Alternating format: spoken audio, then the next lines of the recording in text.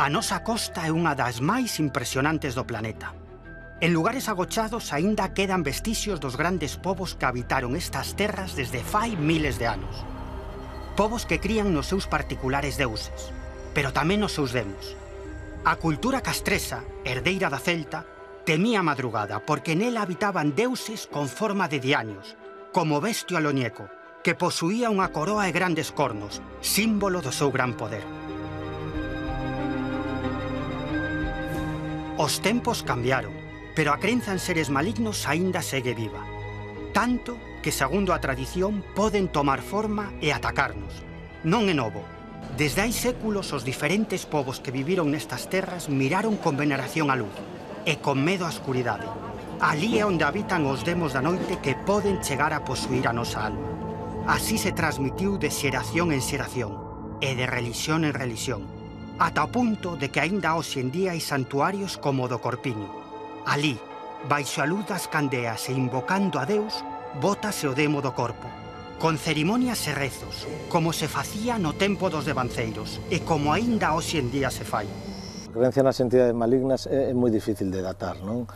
Sabemos, por exemplo, que dentro do contexto religioso cristián pois existe a crenza no demo, non? E, polo tanto, poderíamos falar pois, de estes últimos 17 séculos, non? De cristianismo en Galicia xa se creen en entidades deste tipo, pero o máis probable é que isto se remonta a moito máis antigo, non? Polos estudos que sabemos a nivel de comparativa antropolóxica, hai moitas sociedades que creen en entidades deste tipo. De feito, gran parte das religións que existen no mundo creen en estas entidades e, por exemplo, non creen en deuses. Hai moitas religións que son ateas, pero sí creen en entidades espirituais, entidades malignas ou entidades benéficas, ou sobre todo tamén en entidades que teñen que ver cos espíritus dos mortos, dos devanceiros, dos antepasados. Entón, é moi difícil datalo, pero poderíamos falar de que é unha tradición moi antigua, con diferentes capas a medida que foi cambiando o contexto histórico, cultural, religioso e ideolóxico polo que pasou a nosa cultura ao longo do tempo. A crenza no demo en todos os males que pode desencadear, como veremos nos próximos minutos, segue moi viva na nosa terra. Esta é a poboación de San Félix de Anllóns, unha localidade na que os seus veciños viven tranquilos, gozando do rumor das augas do río próximo. Pero non sempre foi así. Esta é a casa do demo, e non pode ter outro nome. Contan as crónicas que nesta vivenda hai máis dun século as forzas do mal desataron todo o seu poder. Hoxe en día foi reformada por completo, para dar cabida a unha casa rural que leva o nome popular co que se coñecía no afastado ano de 1900. Esta casa la compramos para un hijo que tenemos en América y que lleva 20 y tantos años en América y que nos pedía tener un sitio en Galicia para tener un sitio para retornar. Encontramos esta casita gracias a la chica que lo cuidó toda su vida y nos hemos venido aquí. Nos encantó el sitio tan pronto llegamos, solo tenía paredes, o sea, era nada, unas paredes, pero tenía licencia. Y entonces compramos la casa y cuando empezamos a restaurar la casa, el pueblo, la casa le llamaban la Casa do Demo, no sabíamos muy bien por qué. Y un día aparece un periodista de La Voz de Galicia que quiere hacer un reportaje sobre esta casa. Y entonces es cuando decidimos investigar realmente qué ha pasado con esta casa. Este chico nos informa, nos cuenta todo lo que hay y entonces empezamos a indagar. Uno que nos da mucha información, una persona que nos da mucha información, es el hijo de un sobrino de un notario que existía aquí en este momento y que tenía incluso documentación. Se la enseña a mi hijo Javier y entonces, bueno, pues empezamos a desarrollar el tema. Efectivamente había muchos libros sobre el tema, Pondal había hecho algún verso y alguna canción. Bueno, en fin, que nos enganchó pero realmente la casa lo que tiene es una paz maravillosa. Aquí puede ser que haya habido demo, la historia cuenta que era una abuela, una señora mayor que tiene una nieta que se queda sin padres y se viene a vivir con la abuela. Y cuando viene a vivir con la abuela empiezan a aparecer fenómenos extraños en esta casa. Volaban las patatas, les tiraban de los pelos, en fin. Llaman al cura, al notario, al médico, a los que había así importantes, dicen que presencian algunas cosas de con esta señora y con su nieta y mandan toda la información a la Archidiócesis de Santiago. Está allí todo depositado, pero no lo sueltan, no sé por qué razón. Pero sobre esta casa se han hecho muchas historias y la última, pues la de José Cora, que es el editor del periódico de Lugo, del Progreso de Lugo. A principios de febreiro do ano 1900, o párroco da pequena aldea de San Félix de Anllóns, Juan Antonio Combarro, recibiu a visita dunha veciña, Xuliana Rodríguez. A muller pediulle ao cura que celebrase unha misa polo primeiro aniversario da morte do seu marido e que se fixese canto antes. Tal como contou o cura a un xornalista tempo despois, Xuliana tiña o temor de que ese descoido fose a causa das 1000 vexacións que viña sufrindo na súa persoa a domicilio. Asunto que non contou a ninguén por temor a que o seu bo nome quedase en descrédito. Xuliana describiu o crego as terribles agresións das que eran vítimas ela e a súa neta de 2 anos por parte dunha malévola entidade invisible. A historia que se inicia sobre novembro de 1899. A familia afectada é unha neta, María Cundins, que vive coa súa avoa, Juliana Rodríguez, e co seu avó, Xosé Díaz. Xosé Díaz acababa de finar. Pouco tempo despois de que morrera o avó desta nena, o marido de Juliana Rodríguez, empezan a ocurrir fenómenos extraños na casa. Que tipo de fenómenos? Pois, bueno, hai obxetos da cociña que se moven, sufren agresións físicas as dúas persoas que vivían na casa, a avoa e máis a neta, escoítanse explosións, estruendos, hai cestas de patacas que se levan polo aire, se colocan boca abaixo e non caen. Toda esta serie de fenómenos os están vivindo Juliana Rodríguez e a súa neta María Cundins con moito medo, con moita preocupación daquela. O único que podían facer nunha aldea como a Anllóns, pouco habitada, moi rural, sen moitos máis recursos que o mellor acudir pois ao boticario ou ao que cura, pois Juliana Rodríguez empeza polo cura, por Juan Antonio Combarro. Ela vai a confesarse e lle conta a historia do que lle está pasando na súa casa coa súa neta ao cura. O crego Juan Antonio Combarro non creu nada do que lle contou Xuliana. Pero aínda así, co piadoso fin de tranquilizar e consolar a muller e a súa neta, aceptou bendecir a casa. No momento que chega Juan Antonio Combarro acompañando a Juliana Rodríguez, a bella, para bendecir a casa, pois o primeiro que acontece cando están dentro é que lle cae unha pedrada que lle golpea na cara ao crego. Logo ve como se levan polo aire os cestos de patacas, empeza a haber unha serie de fenomenoloxía poltergeist, que diríamos hoxe, daquela dicían o demo, e interrumpe a bendición, vaise pitando dali, el di, bueno, non quisen volver a aquela casa, dixou escrito por non sei que temor. O que si fixo foi escribir ao arcebispado de Santiago de Compostela pedindo autorización para un exorcismo, porque el consideraba que había materia para elo.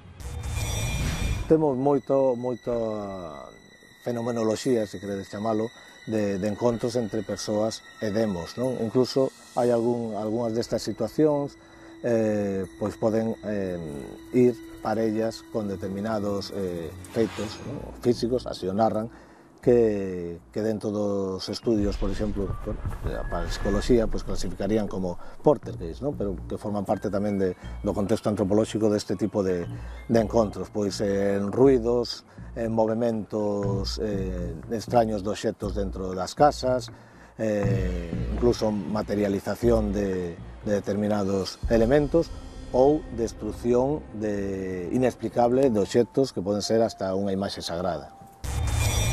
Non chegou a producirse ese exorcismo que solicitaba Juan Antonio Combarro, porque antes delo acabaron os fenómenos, pero si houbo tempo para unha expedición máis científica. Nesta vez foi o boticario, Severiano Mesías, o boticario do pobo, que con xente máis ou menos de certo renome, xente con unha formación máis científica, quiso ir a aquela casa e ver o que pasaba. O que presenciou foi o mesmo que o cura, pero todavía máis espectacular. As testemunhas, que eran moitos os veciños do pobo que se acumulaban ali para ver o que estaba pasando, que se xuntaban ali, pois veron como a nena agarraban dos pelos, como a levaban polo aire unhas forzas invisibles, como eran golpeados violentamente aqueles veciños que trataban de intervir para impedir que seguiran maltratando a esas dúas mulleres, pero nada daba resultado, e o fenómeno mesmo daba a impresión de que con máis presencia e con máis xente todavía se potenciaba máis. Un dos momentos máis tensos desta historia, máis dramáticos, é pois precisamente cando están todos os veciños contemplando o que pasaba ali, cando está Severiano Mesías e a xente tratando de facer mesmo certo tipo de experimentación científica, marcando as pedras para que desaparecen e logo volvían a aparecer por outro lado, é cando a nena, algo invisible, lle amarra unha soga ao pescozo e empeza a tirar. En un momento casi temeron pola súa vida porque estaba apretando tanto, a nena non podía respirar, foi un momento como moi duro, non? Logo o que fixeron pois foi tratar de separar como puideron a nena da soga, pero no momento que intentaban separala recibían golpes, eran empuxados contra a parede violentamente os veciños que trataban de intervir. Pero isto que parece moi afastado no tempo, tamén, a dicir das testemunhas, acontece hoxe en día. Mesmo en ocasións, esa entidade maligna que acosa aos habitantes dunha casa chega a presentarse ante eles, demostrando así que ten forma real. Polo menos diso están convencidos moitos os que tiveron a desgraza de convivir nos seus fogares con estas forzas demoníacas, de ver como as súas casas eran posuídas por unha intelixencia que é externa a nós, que é maligna. Las mesmas datas en que acontecía os fenómenos de Anne Jones, da Casa do Demo de Anne Jones, hubo outros moitos casos non só en Galicia, senón tamén en toda España, tantos que un historiador chamou a vaga dos trasnos, aquelas cantidades de sucesos nos que se vía envolto fenómenos de movimento de obxectos, golpes e incluso aparición de trasnos ou de pequeños diabliños. Un dos máis rechamantes aconteceu nunha casa de Larouco, no que movíanse as mesas, movíanse os cubertos, os obxectos, escoitábanse ruidos moi fortes por todas partes e incluso nunha ocasión un pequeno trasno apareceu boca abaixo pola cheminea da propia casa, asomouse e foi visto por varios membros das familias. Un deles, o home da casa, tras ter esta visión, desta observación do trasno, pois quedou tartamudo, quedou con problemas de falar durante toda a súa vida, o resto da súa vida. Hai que dicir que na tradición oral as chemineas son lugares propicios para que entren este tipo de seres, e que moitas veces se esconxura con algún sinal escrito na propia cheminea para que non entren este tipo de seres. Pois estábamos na casa dunha amiga e decidimos facer daquela se chamaba espiritismo, porque non se coñecía a Ouija.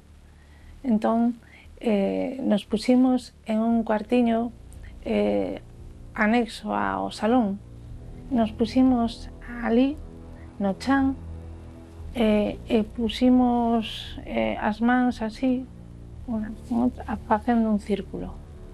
De repente a porta de doble hoja desde el outro lado, como si estuviesen dando golpes muy fuertes hacia adentro, ¿no? Entonces nosotros salimos corriendo y chillando, gritando, un susto tremendo.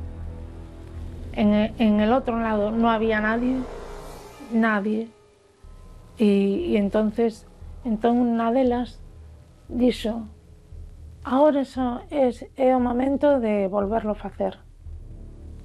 E sin cabeciña ninguna volvimos a entrar no cuartiño, nos sentamos no chan de novo, cerramos a porta e non tuvimos que invocar a nadie, porque ya inmediatamente a porta empezou outra vez, incluso máis forte, a batirse con un ruido moi forte.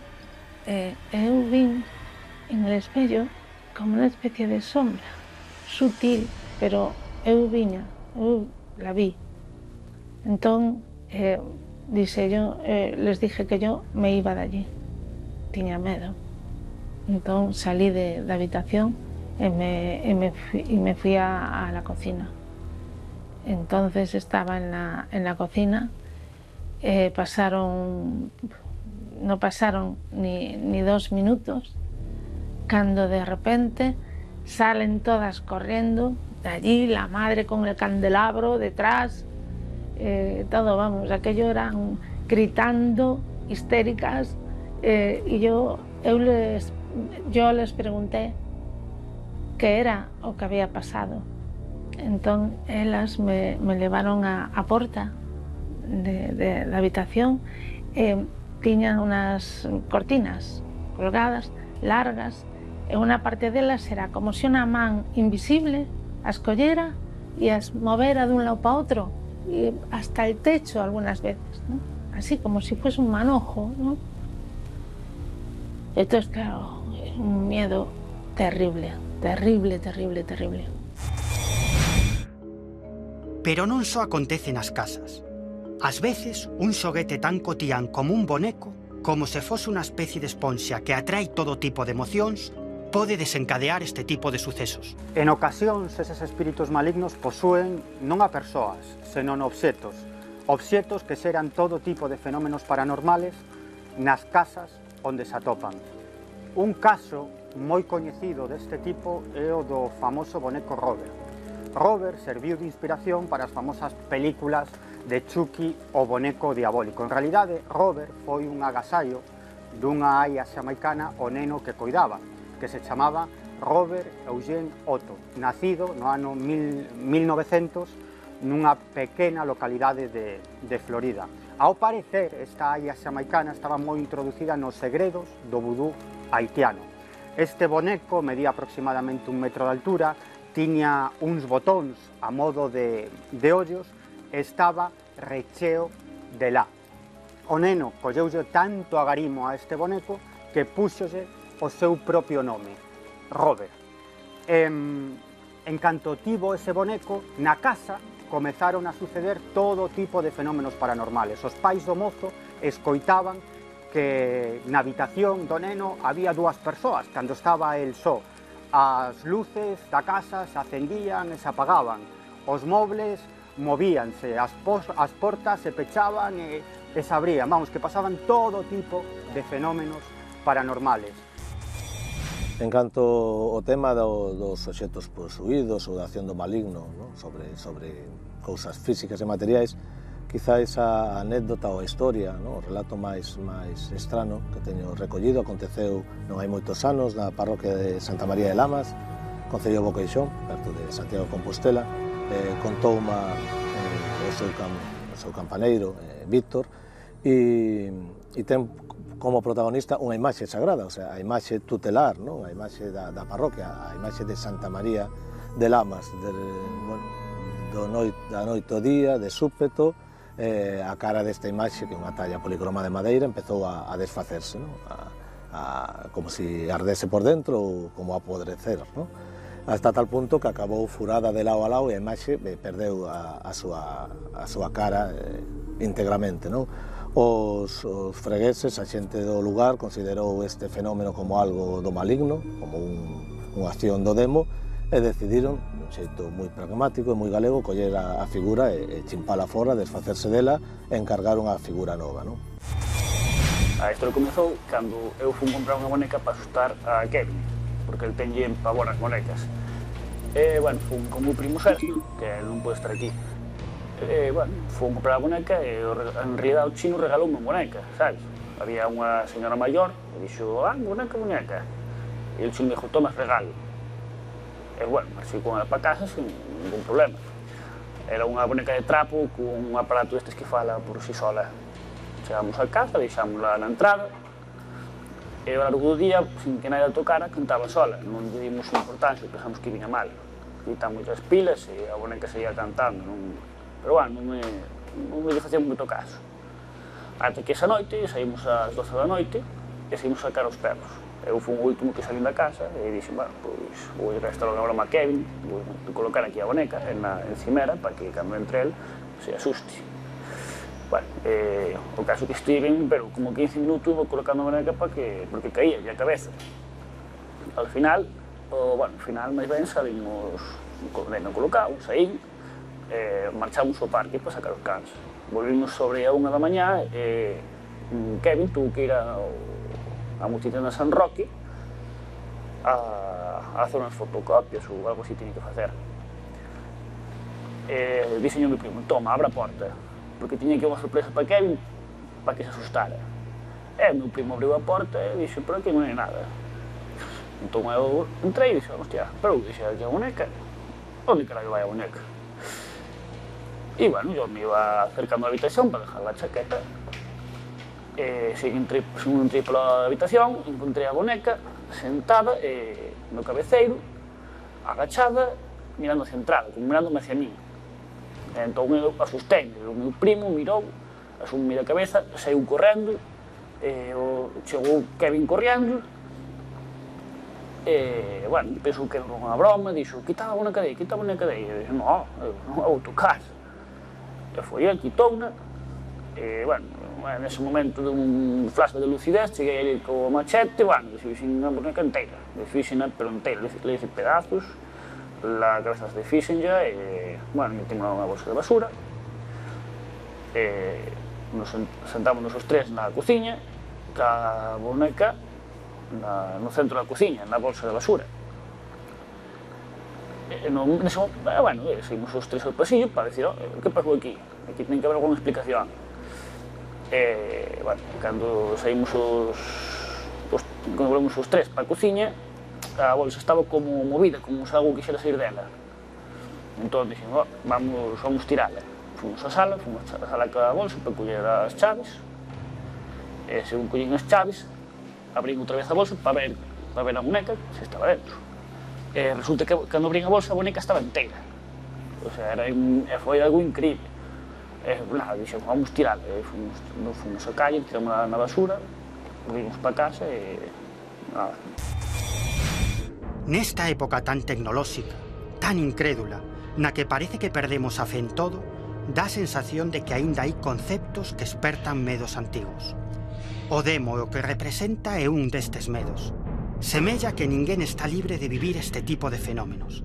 Por iso, convén botar man da tradición e tomar algunhas precaucións para evitar estas situacións. Según a tradición galega temos dous tipos de mecanismos, poderíamos clasificarlos así. Mecanismos protectores ou profilácticos frente a este tipo de males, de entidades, e mecanismos esconxuradores ou sandatorios, é dicir, para expulsar ou para curar as persoas cando xa sufren a acción destas entidades. Dentro dos mecanismos protectores, o máis habitual é o uso de amuletos, é dicir, obxectos apotropaicos, obxectos de poder que teñen a capacidade de afastar o mal, ou que se cree que teñen esa capacidade. Hai amuletos de todo tipo, hai amuletos que podemos chamar de orixe profano, hai amuletos de orixe religioso, hai amuletos que se levan consigo, hai elementos protectores que se poñen na casa, sobre todo, especial atención, hai que prestar especial atención á protección da casa, do fogar, da facenda, o que é o gando, e de todas as construcións anexas que forman parte da unidade doméstica. A outra explicación posible era que fose a neta, María Cundinsa, que actuaba como catalizador de todos estes fenómenos, e de feito que nos contan as crónicas, as novas da prensa, é que cesan no momento en que esta rapaza sae da vivenda. A conclusión de todo isto, pois claro, hai sempre que mesmo na época trataba de dicir isto era un montaxe, isto non era real, pero moitas veces, se tratamos de darlle unha explicación racional a unha situación de estas, pensemos nunha boa e a súa neta vivindo no rural, nunha aldea, en Anllóns, con moi poucos medios, que como elas poden montar unha fenomenoloxía paranormal digna de Steven Spielberg nos nosos tempos. Entón, ás veces, as explicacións racionais son menos racionais que admitir que non sabemos o que pasaba. Penso que por algunha razón descoñecida, certas forzas alleas a nós poden xerar o mal. En canto a orixe destas forzas maléficas, algúns investigadores do paranormal pensan que a orixe está na mente das propias persoas, que son as que xeran este tipo de fenómenos extraños. Pero outros investigadores opinan que en realidade esas forzas maléficas son espíritus, persoas mortas, que en lugar de ir hacia o alén, hacia a luz,